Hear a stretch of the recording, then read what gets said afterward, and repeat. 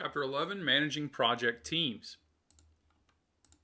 What do high-performing teams do? Well, they have synergy and a few similar high-performing tendencies, if you will. Positive synergy is that you put more things together, you get a bigger number. Negative synergy is you put more people together and you get lackluster results. We've all been on good teams or bad teams, but have you ever been on a high-performing team? Well, characteristics of a high-performing team include they share a sense of common purpose, they make effective use of individual talents and expertise, they balance their roles, and share tasks even across those roles. They exert energy towards problem solving. There's not a lot of waste there.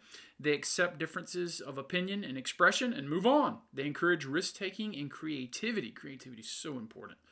They set high personal performance standards individually and then collectively for the team, and they identify sources of both professional and personal growth. I've said it a million times now. They pursue excellence. They want to be a better version of themselves tomorrow than they were yesterday. So there's 5 steps to the team development model, I should say. You have these different 5 stages: forming, storming, norming, performing, and adjourning. Now, stage 1, the activity, is orientation to the project. You break down the project into smaller pieces, and then the group process is you start testing and figuring out dependence for the group objectives. Hey, what do we really need to do? Break it down in little parts. Then in stage 2 of storming, the emotional response to the demands of the project, you start to feel a little stress. Like, how do you support one another? Or do we process to where we have intergroup conflict? Once you have intergroup conflict, you need an open exchange. So we've got a norm here. You need open exchange of relevant information, open lines of communication, and develop group cohesion. Hey, this is where we get off to a wrong start, or you're thinking about this crazy idea and we really need to, the 4 of us need to do this, but your idea needs to conform to the group. You start to develop group cohesion. You have an emergence of a solution, and that leads to performing. Then functional roles within the group emerge. Everyone accepts their functional role. And then at the end, when you adjourn, there's a dissolution of a group, and hopefully you'll still like one another. That's the challenge with group projects. But I'm here to tell you, group projects are here to stay in higher ed. Why? Because they reflect what's going on in the real world. Over a decade experience in the business world, I never once was given a test. Okay? Everything I ever did was pretty much a group project. So get used to it and start developing those teams. Situational factors that affect team development, conditions favoring development of high-performing project teams, which is what we want to do. They usually have 10 or fewer members per team. Smaller is better. Their members volunteer to serve on the project team. They're accountable. They serve on the project from beginning to end. The members are assigned to the project full-time. They're focused on it. Members are part of an organizational culture that fosters cooperation and trust. That's so important. Members report solely to the project manager. They don't have 4 or 5 bosses, because then you get conflicts of motivation and incentives. They all are relevant functional areas are represented on the team. They all have a voice. The project involves a compelling objective, something people believe in, and the members are located within conversational distance to each other, i.e. they can get together and communicate more effectively. Building high-performance project teams, you recruit your team members, you conduct project meetings, establish an identity, have a shared vision, build a reward system, i.e. getting a good grade in this class, managing decision-making, managing conflict openly and communicatively, rejuvenate the project team, which lead to superior performance. Recruiting project managers, let's take a look at that. Factors that affect recruitment. This is the importance of the project. So if people want to be a part of your project, the management structure being used to complete the project, considerations that need to be factored into this recruitment process are people's problem-solving ability, their availability, and the number one ability in the world is availability. Technological expertise that brings something to the table. They're credible. They have some political connections. I don't mean in terms of U.S. politics. I mean they have a network that you can leverage for success for your project. Typically, a recruit will have some ambition, some initiative, and some energy. And then they have familiarity with whatever it is that you're proposing to do in the project. Now, how do we conduct project meetings? The first project team meeting is a kickoff meeting, okay? You need to establish some ground rules, make some planning decisions, tracking decisions, How are you going to track that everybody's hitting their milestones? Managing change decisions. How are we going to deal with change? Relationship decisions. We're going to be open and honest and fair with one another and each do their part. And managing subsequent project meetings. So now you have to establish your team norms. Confidentiality is maintained. No information is shared outside of the team unless they all agree to it. It is acceptable to be in trouble, but it is not acceptable to surprise others with things. Tell others immediately when deadlines or milestones will not be reached. Don't hide it.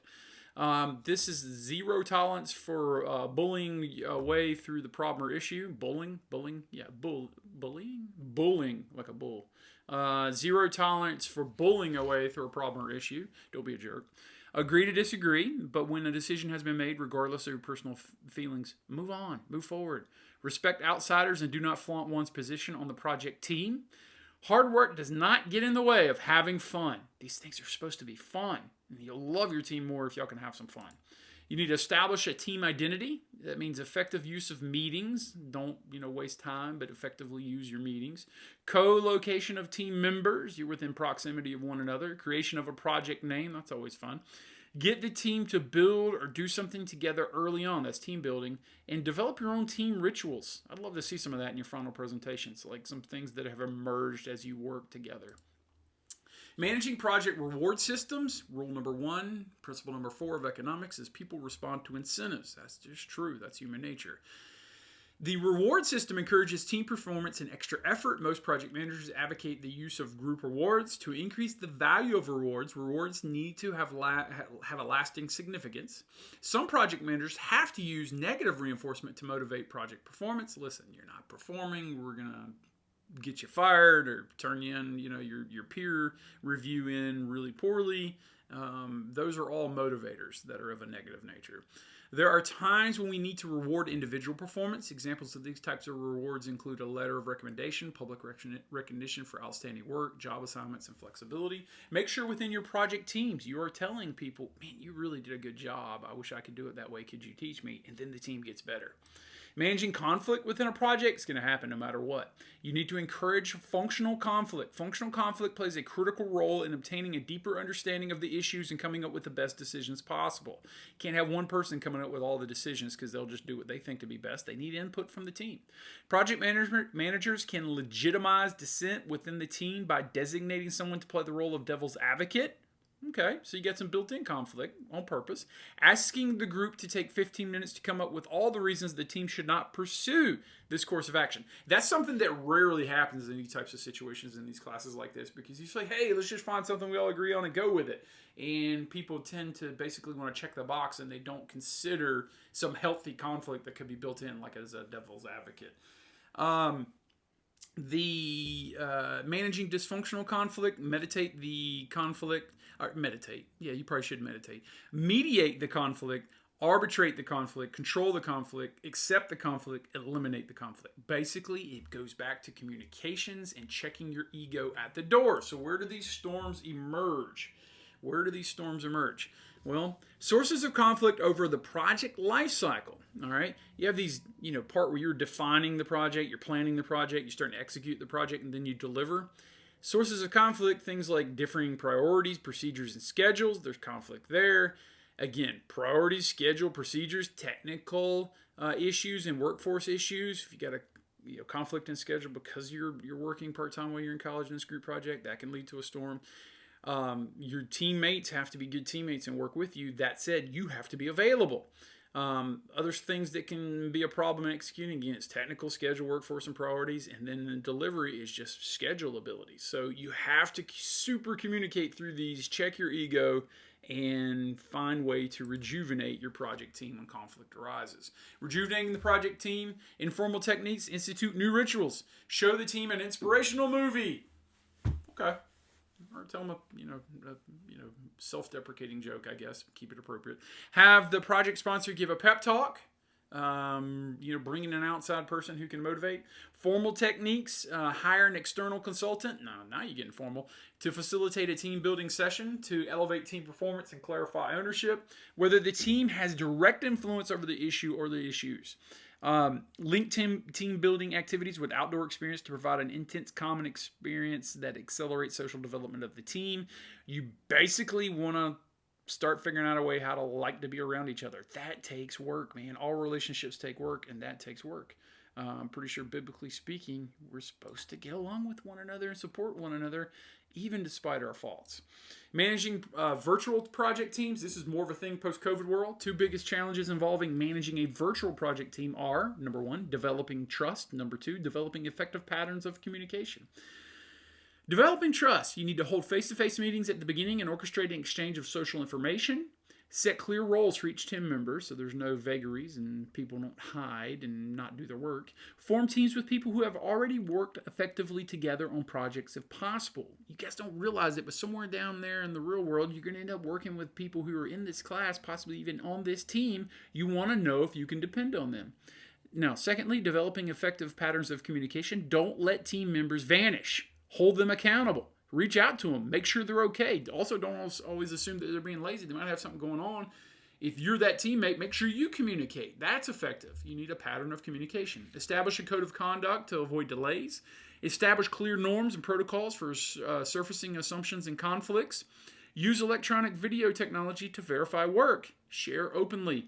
Share the pain of the project. Make sure you're carrying your share of the burden. Now, some project team pitfalls. Groupthink. Groupthink is a thing. You all become internal to it, and then there's this illusion that your idea is not terrible, that it's invulnerable. Whitewash of critical thinking. You don't have that devil's advocate. Negative stereotypes of outsiders. You form that team within the team. And direct pressure kind of gives you this tunnel vision where you lose all creativity and your communication starts to suffer, and that's a downfall of a project team.